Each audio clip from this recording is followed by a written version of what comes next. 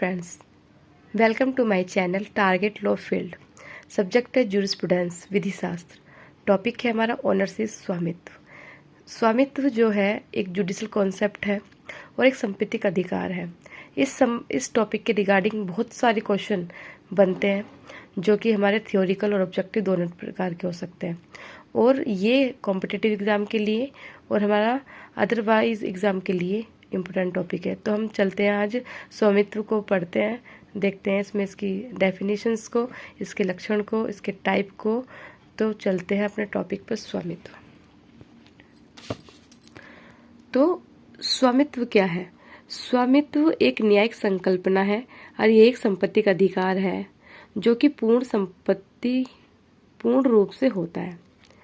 Roman law की यदि हम बात करें तो स्वामित्व जो होता है, स्वामित्व होता है डोमिनियम, जिसको रोमन लॉ में संपत्ति पर जब कोई व्यक्ति स्वामित्व प्राप्त करता है तो उसको बोलते हैं कि इसको डोमिनियम प्राप्त है। कब्जे को रोमन में बोला जाता है पजेसियो। ठीक, अब आगे चलते हैं। विधि शास्त्र में स्वामित्व को परिभाषित करने वाले कुछ महत्वपूर्ण विधि शास्त्र रहे हैं, जिसमें सबसे श्रेष्ठ परिभाषा में यदि देखें तो वो रही है सामंड की। कुछ परिभाषा हमने देखी, जैसे ऑस्टिन देखेंगे, हॉलैंड देखेंगे, सामंड देखेंगे कि इन्होंने क्या क्या लगभग इन्होंने सब कुछ एक जैसा कहा है, और इसी परिभाषा से हम इसके अर्थ को भी समझेंगे, क्योंकि परिभाषा में इसका अर्थ छिपा होता है। पहला, ऑस्टिन। तो स्वामित्व क्या है? स्वामित्व किसी वस्तु पर नियत अधिकार है जो उपयोग की दृष्टि से असीम है। मीन्स कि स्वामी स्वतंत्र है अपनी संपत्ति को कैसे भी यूज करे, जैसा चाहे वैसे। लेकिन इंडियन लॉ में ऐसा नहीं है। इंडियन लॉ में उपयोग की दृष्टि से देखे जाए तो कभी कभी आर्टिकल 90 के अंदर भी देखें तो कुछ निर्बंधन लगाए जा सकते हैं जो कि संवैधानिक होंगे, संविधिक होंगे। दूसरा है वैन की दृष्टि से अनिर्बंधित है। मीन्स डिस्पोजिशन ऑफ प्रॉपर्टी, कि वो अपनी प्रॉपर्टी को किसी प्रकार से डिस्पैच कर सकता है, डिस्पोज कर सकता है। जैसे अंतरण किसी, वैन का मतलब होता है अंतरण, जैसे वो दान कर दे, बेच दे, ऐसे। अब थर्ड है अवधि की दृष्टि से असीमित होता है। मीन्स कि जो हमारा स्वामित्व होता है वो हमारा स्वामित्व शाश्वत होता है, उसका कोई टाइम पीरियड फिक्स नहीं होता है। जैसे एग्जाम्पल, विरासत। यदि ए नाम के व्यक्ति की कोई प्रॉपर्टी है तो वो प्रॉपर्टी उसके मृत्यु के बाद उसके लीगल हेयर्स में जाएगी, तो उस संपत्ति पे उन बच्चों का अब जो हक होगा वो स्वामित्व उस प्रॉपर्टी पे प्राप्त करेंगे। अब आते हैं ऑस्टिन। ऑस्टिन के जो समर्थक रहे हैं वो हॉलैंड रहे हैं, और वो लगभग उन्हीं की तरह बात करते हैं। वो कहते हैं कि स्वामित्व किसी वस्तु पर पूर्ण नियंत्रण है, मतलब फुल्ली कंट्रोल है किसी वस्तु पर। स्वामित्व किसी पदार्थ पर निम्न अधिकार हो सकते हैं। जब उसका पूर्ण कंट्रोल होगा तो वो क्या क्या अधिकार को लिए होगा स्वामित्व में? तो पहला, कब्जा। पहली बात तो उसका उस प्रॉपर्टी पर क्या होगा? कब्जा होगा, उसके पोजीशन में होगी। दूसरा, उपभोग कर सकता है उस प्रॉपर्टी को, जैसा चाहे वैसे भोग करे। तीसरा, वो व्ययन कर सकता है, व्ययन में डिस्पोजिशन कर सकता है, उसकी अंतरण कर सकता है, दान कर सकता है, गिफ्ट कर सकता है, सेल कर सकता है, जैसा चाहे वैसे ट्रांसफर कर सकता है। अब आते हैं सेकंड डेफिनेशंस पर। सामंड क्या कहते हैं कि स्वामित्व एक व्यक्ति और किन्हीं अधिकारों के जो उसमें निहित है बीच संबंध को लक्षित करता है।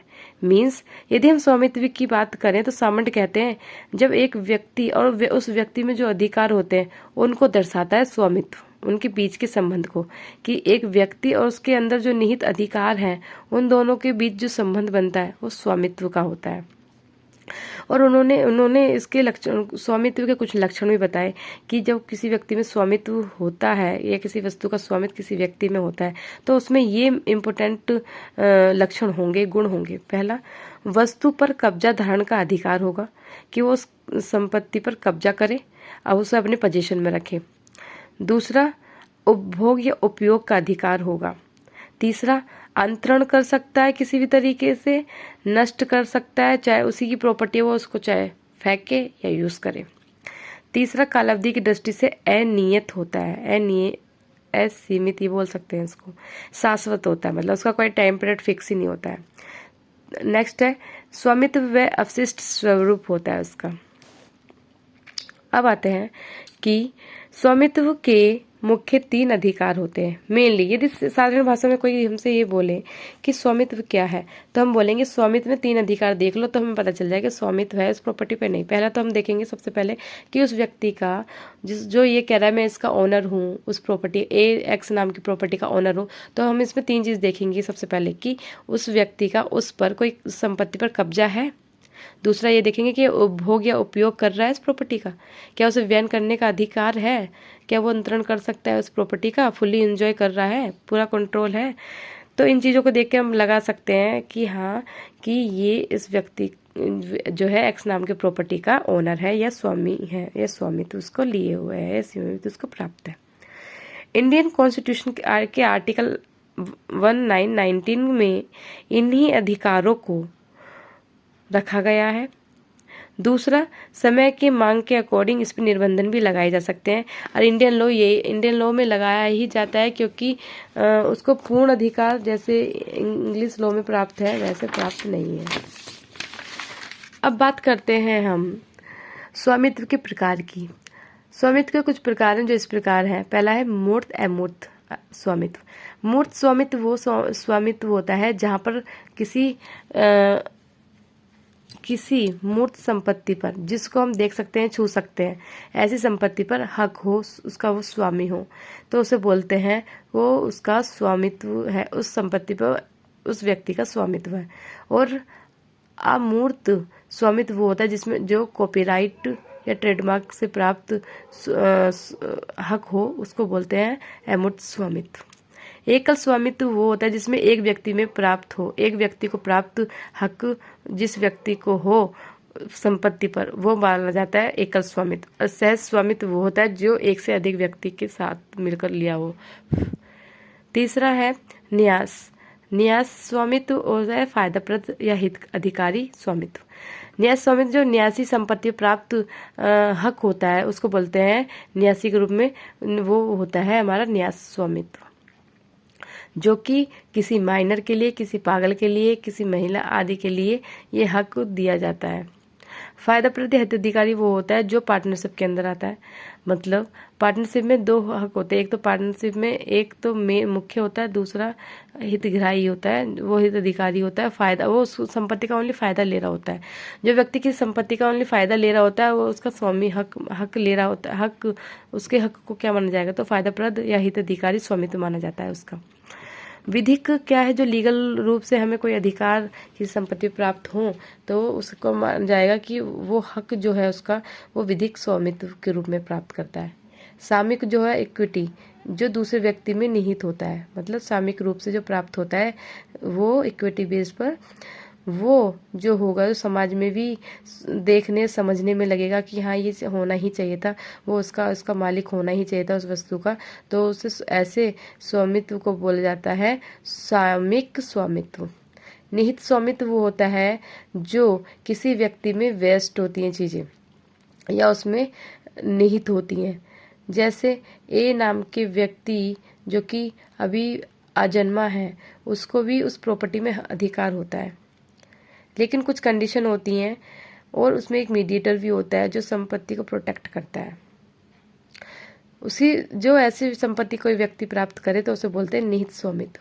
समाश्रित स्वामित्व वो स्वामित्व होता है जो हमारी किसी कंडीशन पर, किसी घटना पर आधारित होता है। तो ऐसे स्वामित्व जो कोई व्यक्ति प्राप्त करता है उसे बोला जाता है उसका समाश्रित स्वामित्व। आबादित स्वामित्व और सीमित स्वामित्व। आबादित स्वामित्व वो होता है जहाँ पर कोई चीज़ बंधी हुई ना हो, जहाँ पर कोई हक बंधा हुआ ना हो, तो ऐसे स्वामित्व, ऐसे संपत्ति प्राप्त हक को बोला जाता है आबादित स्वामित्व। और सीमित में निर्बंधन होता ही है। अब आते हैं नेक्स्ट पॉइंट पर, स्वामित्व के अर्जन की रीतियाँ, मतलब एक्वायर करने की कुछ रीतियाँ, कुछ वे दे रखा है, way of acquire of ownership. तो पहला है मूल, दूसरा है वित्त उत्पादित। मूल स्वामित्व को फिर 3 भागों में बांटा, जो कि पूर्ण, निवापक और सहायक है। पूर्ण स्वामित्व क्या है, पूर्ण को भी हम देखेंगे। नेक्स्ट है पूर्ण को हमने बांटा 2 भागों में, परिग्रह और विशिष्टकारिता। तो पहला यदि हम बात करें कि स्वामित्व के अर्जन की रीति, हम स्वामित्व को किस किस प्रकार से अर्जित कर सकते हैं, तो हम मूल तरीके से भी कर सकते हैं, वित्त उत्पादित रूप से भी कर सकते हैं। यदि मूल रूप से देखें तो मूल क्या है, जब कोई व्यक्ति किसी वस्तु या संपत्ति पर कार्य करके प्राप्त करता है स्वामित्व, उसे बोला जाता है कि उसने मूल रूप से उसका वस्तु का, संपत्ति का ओनरशिप प्राप्त किया है, स्वामित्व प्राप्त किया है। अब पूर्ण स्वामित्व होता है जहाँ पर स्वामीहीन वस्तु का अर्जन किया जाता है, जैसे गगन के पक्षी, नदी जल की मछलियाँ। पूर्ण में परिग्रह स्वामित्व उसको भी प्राप्त करता है, स्वामित्व परिग्रह के द्वारा, या जिस वस्तु का कोई स्वामी ना हो, जैसे कोई एग्जाम्पल, कोई संपत्ति खो जाए और खोने जो पाएगा उसी की वो ओनर बन जाता है। लेकिन उसमें भी एक कंडीशन ये होती है कि जब कोई किसी व्यक्ति को संपत्ति पाती है तो वो आसपास पहले पूछताछ करेगा कि वो संपत्ति किसकी है। यदि कोई व्यक्ति उसको मिल जाता है, एक रीजनेबल टाइम के अंदर आ जाता है, संपत्ति को ले लेता है, तो वो वापस चली जाती है, अदरवाइज वो उसी की हो जाती है, वो उसका परिग्रह और स्वामी के परिग्रह के द्वारा स्वामी माना जाएगा। विशिष्ट कारिता के द्वारा भी स्वामित्व को प्राप्त कर सकते हैं। जब कोई दूसरे की वस्तु पर कार्य